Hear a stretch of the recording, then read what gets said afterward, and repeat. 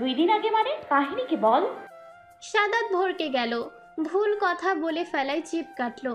অরিন তীক্ষ্ণ দৃষ্টিতে তাকিয়ে আছে সাদাতের দিকে। এবার সে কি করবে? অরিন বলে উঠল, তার মানে সারহান ভাই যে অয়ত্রিকাকে বিয়ে করবে তা আগে থেকেই জানতিস? সাদাত তো একেবারে ফেঁসে গেছে, একদম মাইন্ডার চিপায় পড়েছে। সাদাত তুতলিয়ে বলল, আমি কিছু জানি না। অরিত্রিকা আর অরিন দুজনেই একসাথে বলে উঠল, বলবি নাকি আমরা 3জন মিলে তোকে ভর্তা বানাবো? সাদাত কিছুটা ভয় পেয়ে গেল। এই 3জন তাকে মারতে লাগলে সে ভর্তা হয়ে যাবে। সে বলল, আরে আরে বলছি, হাইপার হওয়ার কিছু নেই। সাদাত গলা খাঁকড়ে দিয়ে বলল, আসলে 2 দিন আগে ভাই তোকে বিয়ে করবে এমন কথা বাবাকে বলেছিল। এর থেকে আমি বেশি কিছুই জানি না বই। সাদাত কোনো মতে কথা লুকিয়ে বাঁচল। সে তো অনেক কিছু জানে, সব বলে দিয়ে তার ভাই আর আস্ত রাখবে না। সাদাতের কথা শুনে অবাক হলেও ভাবনায় কিছুটা পৃষ্ঠ হলো মস্তিষ্ক। তাহলে কি অরিত্রিকাকে সারহান আগে থেকেই ভালোবাসতো? অরিত্রিকার মাথায়ও একই প্রশ্ন ঘুরছে। আজ সে সারহানকে জিজ্ঞেস করবে তাকে কেন বিয়ে করেছে, ভালোবাসে নাকি অন্য কিছু। অরিত্রিকার ফোন বেজে চলেছে। হোয়াটসঅ্যাপে কেউ কল করেছে। অরিত্রিকার ভাবনা বাদ দিয়ে ফোন হাতে নিল। ইফা কল করেছে। তা দেখে কিছুটা ভাবুক হলো। অরিত্রিকাকে কল রিসিভ করতে না দেখে অরিন বলল, কল রিসিভ কেন করছিস না? অরিত্রিকা মলিন স্বরে বলল, ইফা আপু কল করেছে। ভিডিও কল করেছে, কল রিসিভ কর। ওর সাথে কতদিন কথা হয়নি। অরিত্রিকা কল রিসিভ করতেই ভেসে এলো ইফার কণ্ঠ। আরে অরিত্রিকা, কেমন আছিস? ইফার হাস্যোজ্জ্বল চেহারা। অরিত্রিকা হেসে বলল, আলহামদুলিল্লাহ ভালো। তুমি কেমন আছো আপু? আমিও ভালো আছি। আশেপাশে তো আরও কয়েকজন আছে। তোমরা সবাই কেমন আছো? সকলেই ইফার উত্তর দিয়ে খোঁজ খবর নিতে লাগলো। ইফা হেসে সবার সাথে কথা বলছে। অরিত্রিকার অস্বস্তি লাগছে। ইফা যদি জানে তার বিয়ে সারহান ভাইয়ের সাথে হয়েছে তাহলে কি রিয়েক্ট করবে? তখনই ইফা বলে উঠল, শুনলাম অরিন নাকি আক্ত হলো গতকাল। অরি, নতুন জীবনের জন্য শুভকামনা রইল। অরিত্রিকা চমকে উঠল, বলল, ধন্যবাদ আপু। তুমি কিভাবে জানলে? ফুপি রাতে কল দিয়েছিল, বলল তোর বিয়ের কথা। বাড়ির মেয়ে বাড়িতেই রইল। আমি তোর বড় হয়েও এখনো সিঙ্গেল। অরিত্রিকা শুধু হাসল। সারা জীবন সুখে থাক, ভালো থাক, এটাই চাই। আচ্ছা আমি রাখছি, একটু বাইরে যেতে হবে। রাখছি। ঠিক আছে আপু। ইফা কল কেটে দিল। অরিত্রিকা ফোনের দিকে তাকিয়ে রইল কিছুক্ষণ। ইফার হাস্যোজ্জ্বল চেহারা দেখেও মনের মাঝে খুঁতখুঁত লাগছে। ইফা কি আসলেই খুশি সারহান ভাইয়ের সাথে বিয়ে হওয়াতে? এসব ভেবে লাভ নেই আর। ইশরা সবার উদ্দেশ্যে বলে উঠল, একটা কথা বলবো, কেউ কিছু মনে করবে না তো? অরিত্রিকা বিরক্তি নিয়ে বলল, কিছু না ভেবে বলে ফেলো তো। ইশরা এক পলক সকলের দিকে তাকালো। সকলে কেমন উৎসুক জনতার ন্যায় তাকিয়ে আছে। ইশরা অস্বস্তি নিয়ে বলল, আমার মনে হয় প্রিহাল ভাইয়া হয়তো আমার পছন্দ করে। সকলে বিস্মিত হয়ে রইল। অরিত্রিকা কিছু বলবে তার আগে ইশরা বলে উঠল আবারও, আমি এমনি এমনি বলছি না। মুনাপু আর রাইয়াপু দুজনে রাতে কথা বলছিল। আমি তাদের পাশ দিয়ে যাওয়ার সময় শুনলাম প্রিহাল ভাইয়া নাকি আমার দিকে তাকিয়েছিল। আর আঁকতের পুরোটা সময় তারা বলছিল আমায় হয়তো পছন্দ করে। আজ যাওয়ার সময়ও খেয়াল করেছি ওনার চাহনি অন্যরকম আকুলতা দেখেছি। এখন আমারও মনে হচ্ছে উনি হয়তো আমায় পছন্দ করেন। অরিত্রিকা বিস্ময় নিয়েই বলে উঠল, বলিস কি? আমিও খেয়াল করেছিলাম কাল তোর দিকেই তাকিয়েছিল ইশারা। অরিন ভাবুক স্বরে বলল, এখন কি হয়েছে? এই শোন, এইভাবে ভাসিস না। পছন্দ করে ভালো কথা, বিয়ে তো আর করতে চায় না। চলে গেছে, ভালো হয়েছে। তিশা অসহায় হয়ে বসে আছে। বসে বসে সকলের কথা শুনছে। অরিত্রিকা তর্জনী উঁচু করে বলল, তুই আবার পছন্দ করিস না তো ইস্যু?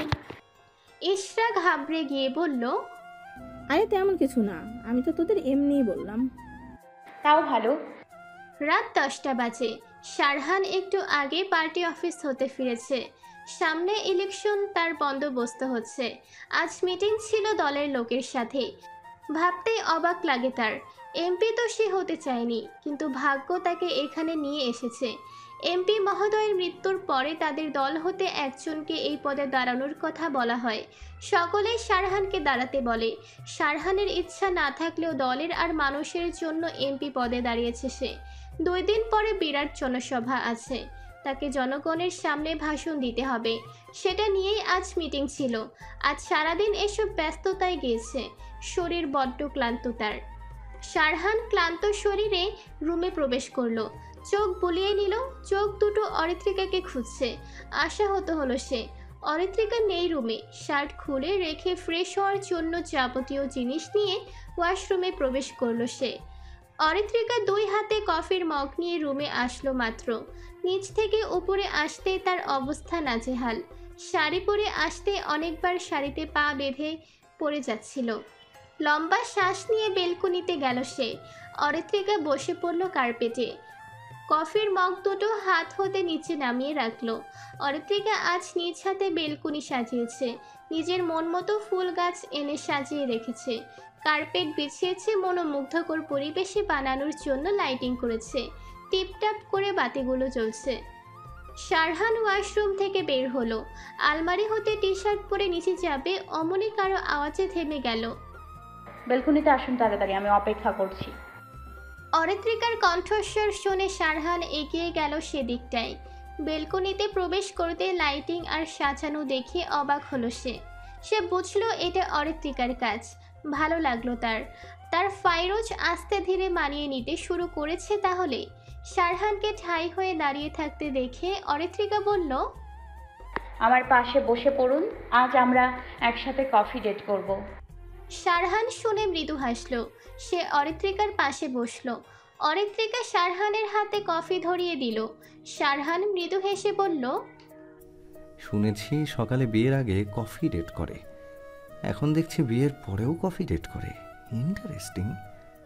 অরিত্রিকা ভাব নিয়ে বলল, আমি সবসময় ইউনিক করার চেষ্টা করি।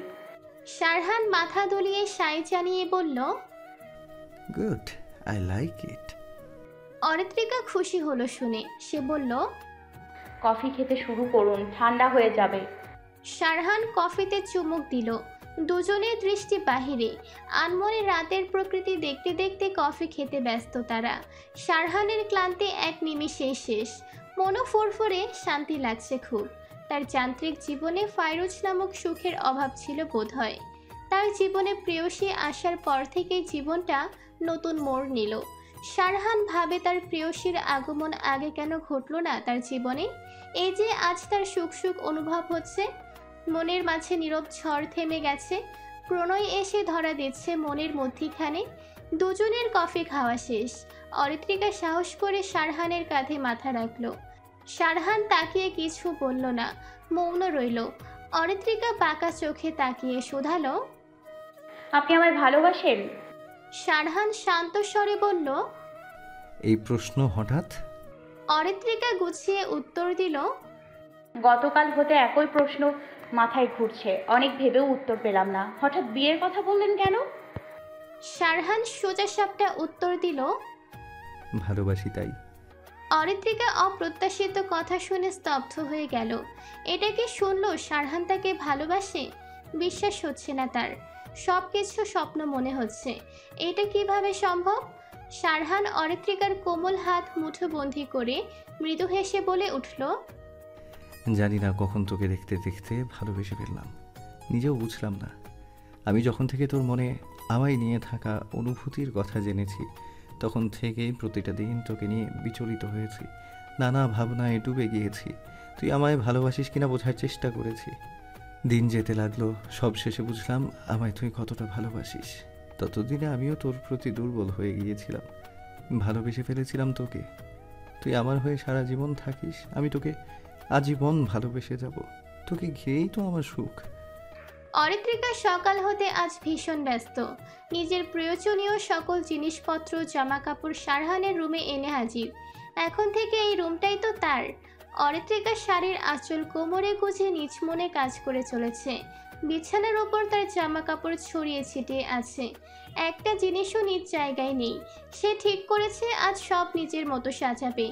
এলোমেলো রুম, তাতে কি, সেদিকে তার খেয়াল নেই। অরিত্রিকা শারহানের আলমারি খুলল। আলমারি লক করা নেই, তাই খুলতে বেগ পেতে হলো না তার। পুরো আলমারি জুড়ে শারহানের জামা কাপড় রাখা।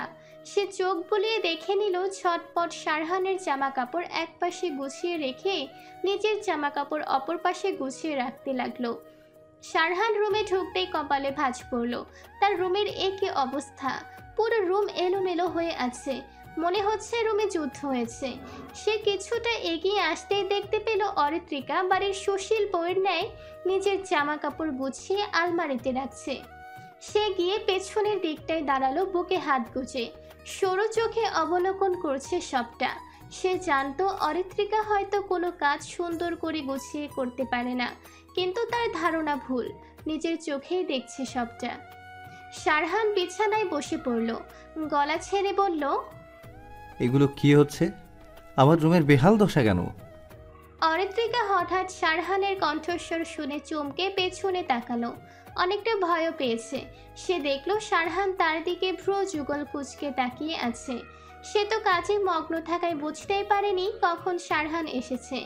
অরিত্রিকা বুকে ফু দিয়ে বলল, আপনি তো আমায় ভয় পাইয়ে দিয়েছেন শারহান ভাই।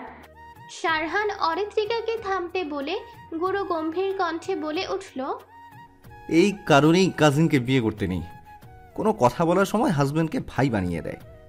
অরিত্রিকা মুখ গোমরা করে বলল, এতদিনের অভ্যাস কি সহজে যায়? এটা ঠিক হতে আমার সময় লাগবে। শারহান ব্যঙ্গ করে বলল,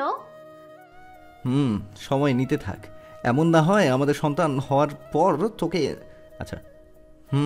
সময় নিতে থাক, এমন না হয় আমাদের সন্তান হওয়ার পর তোর এই ভাই ডাকা চক্করে আমায় না নিজের সন্তানই মামা ডেকে বসে।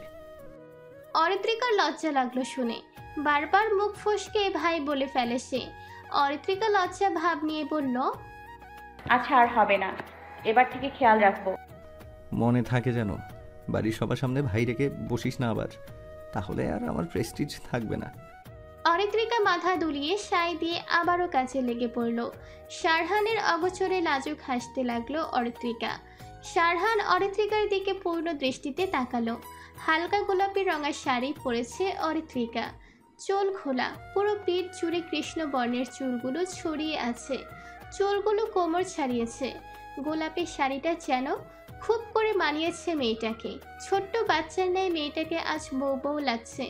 শারহানের চোখে মুগ্ধতা ছেয়ে আছে, বিমোহিত হয়েছে তার অর্ধাঙ্গিনীর বৌরূপ দেখে। তার একান্ত সুখ মনের মাঝে শীতল হয়ে আসছে অজানা ভালো লাগায়। ভালোবাসার মানুষটির স্নিগ্ধ রূপ বক্ষপিঞ্জরে আঁচড় কেটে যাচ্ছে। শারহান অতি শান্ত কণ্ঠে বলে উঠল, তোকে শাড়ি পরিহিত দেখে কেমন লাগছে জানিস? অরিত্রিকা তার জামা আলমারিতে রেখে পিছু ফিরে বলল, কেমন লাগছে? শারহান মৃদু হেসে মুগ্ধ স্বরে বলল, আমার বউ বউ লাগছে। অরিত্রিকা থমকে গেল। সে স্থির নয়নে অবাক হয়ে শারহানের দিকে তাকালো। শারহান এখনো তার দিকে উষ্ট কোণে হাসির রেখা টেনে তাকিয়ে আছে বিমোহিত হয়ে। অরিত্রিকার বুকের মাঝে ধুকপুক ধুকপুক করছে, শরীর শিরশির করে উঠল। আমার বউ বউ লাগছে কথাটি বাজতে লাগলো কানে। সে তার কল্প পুরুষের বউ, আর ভাবতে পারছে না সে। লজ্জায় তাকে আড়ষ্ট করে ফেলেছে। শারহান বিছানা থেকে উঠে দাঁড়ালো, হাতে থাকা ঘড়িতে সময় দেখে নিল, 10টা বেজে গেছে। পার্টি অফিসে যেতে হবে তাকে। সে শার্ট ঠিক করে নিয়ে আয়নায় দেখে নিল সব ঠিকঠাক আছে কিনা। অরিত্রিকা চুপ করে দাঁড়িয়ে থাকতে দেখল সে। শারহান অরিত্রিকার চোখের সামনে তুড়ি বাজিয়ে কোমল হয়ে বলল, এইভাবে দাঁড়িয়ে না থেকে হাজবেন্ডকে হেল্প কর। অরিত্রিকা ভাবনা বাদ দিয়ে নড়ে চড়ে উঠে বলল, কি হেল্প?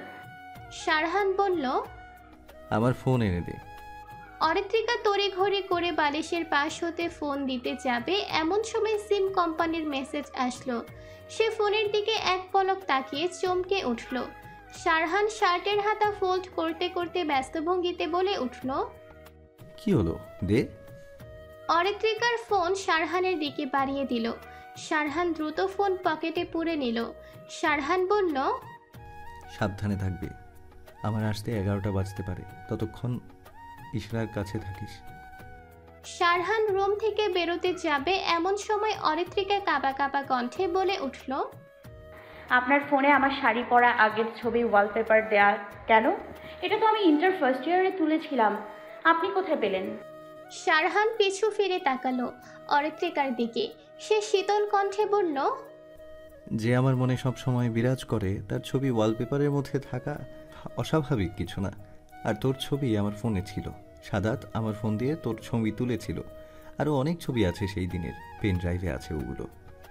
অরিত্রিকা বিস্মিত হয়ে বলল, 2.5 বছর আগের ছবি এখনো রেখে দিয়েছেন? শারহান স্বাভাবিকভাবে বলল, আমার পরিবারের সকল সদস্যদের ছবি আমার কাছে আছে, সেই হিসেবে তোর ছবিও ছিল। অরিত্রিকা বলল, ও। শারহান বলল, আসছি। অরিত্রিকা মুচকে হাসল শুধু। অরিত্রিকা রান্নাঘরের সামনে দাঁড়িয়ে আছে। সাথে বেগম রান্না করছেন রাতের জন্য। তানিয়া বেগম সাহায্য করছেন। অরিত্রিকা কিভাবে রান্না করছে তা খুব মনোযোগ দিয়ে দেখছে। তানিয়া বেগম তরকারি ধুতে ধুতে হেসে বললেন, আমার পুত্রবধূ আজ হঠাৎ রান্নাঘরে যে? অরিত্রিকা লজ্জা পেল। সে হেসে বলল, বড় মা তুমিও না, আমি তো এমনি দেখতে এলাম কি কি রান্না করেছো। সাথে বেগম মেয়েকে বললেন, মা জননী, অন্যদিন তো রান্নাঘরের আশেপাশেও দেখি না আপনাকে। অরিত্রিকা মুখ কাচুমাচু করে বলল, অন্যদিন না আসলে কি হয়েছে, আজ তো এসছি। তানিয়া বেগম তরকারি ধুয়ে বললেন, তা বেশ করেছ, আমায় বড় মা বলবি। ভুলে যাস না আমি তোর মা হই এখন। এখন থেকে মা বলে ডাকবি আমায়। অরিত্রিকা আস্তে করে বলল, ঠিক আছে। তানিয়া বেগম বললেন, সাদাত আর ইশরার কাছে যা, রান্নাঘরে থাকার দরকার নেই। অরিত্রিকা চুপচাপ ডাইনিং রুমে সোফায় বসলো। ইশরাও তার পাশেই বসা। অরিত্রিকা ইশরাকে বলল, মাথা ব্যথা কমেছে? সকালে তো অনেক ব্যথা করছিল। ওষুধ খেয়েছি, তাই কমেছে।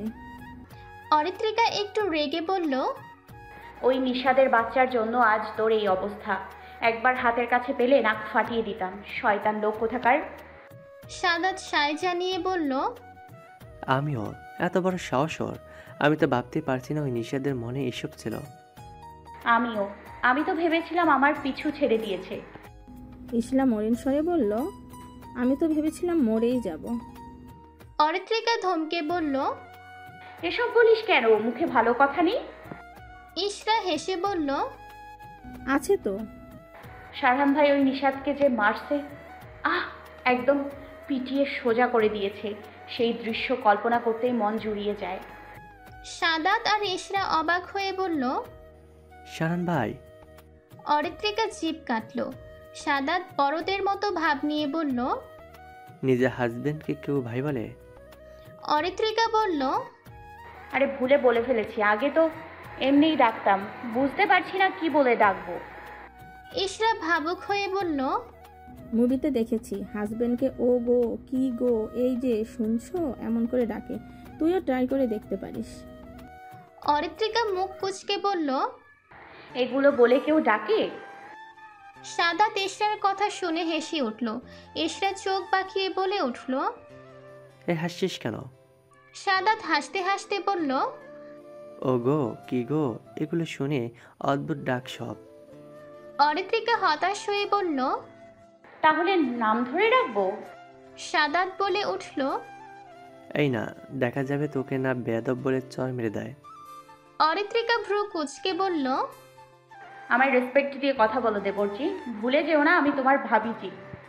সাদাত চোখ গোল গোল করে অরিত্রিকার দিকে অদ্ভুত দৃষ্টিতে তাকালো। ইশরাও মিটিমিটি হাসছে। সাদাত অবাক হওয়ার ভান করে বলল, তাই নাকি ভাবিজি? অরিত্রিকা হেসে বলল, জি। সাদাত হু হা করে হেসে উঠল। ইশরাও যোগ দিল হাসায়। শারহান বাড়ি ফিরেছে একটু আগে। রাজনৈতিক কাজের চাপে সারাদিন কিভাবে পার হয়ে গেল বুঝে উঠতে পারছে না। তার ওপর আবির দলের কয়েকজনের কাছে আটকদের বিষয়টা জানিয়ে দিয়েছে। সবাই অভিনন্দন জানিয়েছে। সে আকদের বিষয়টা পাবলিক করতে নিষেধ করেছিল, কিন্তু আবির বলে দিয়েছে। এতেই বিরক্ত হয়েছে সে। এত কাজের চাপে ভুলেই বসেছিল সে এখন বিবাহিত, বাড়িতে নতুন বউ আছে, বাড়ি ফেরা দরকার।